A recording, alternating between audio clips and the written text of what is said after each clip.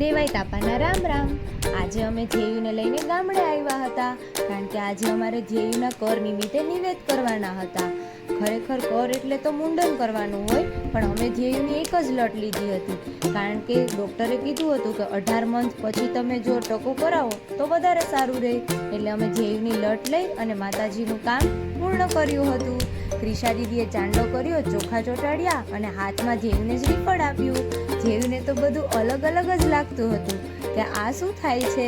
ધ્યેયુએ લટ લેવા ટાઈમે થોડી વાર તોફાન કર્યા અને પછી ક્રિશા કે આંટી આંટી હું તમને બી ચાંદલો અને ચોખા ચોંટાડું, તો મારા બી દુખણા લીધા.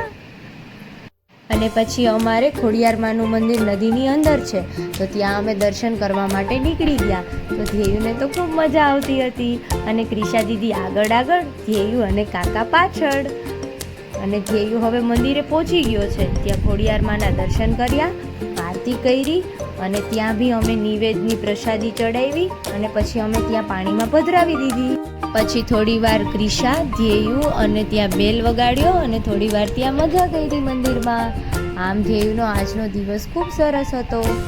ધ્યેયુના આવા જ મસ્ત મજાના વિડીયો જોવા માટે અમારી ચેનલને લાઈક, શેર અને સબસ્ક્રાઈબ કરજો. Bye bye.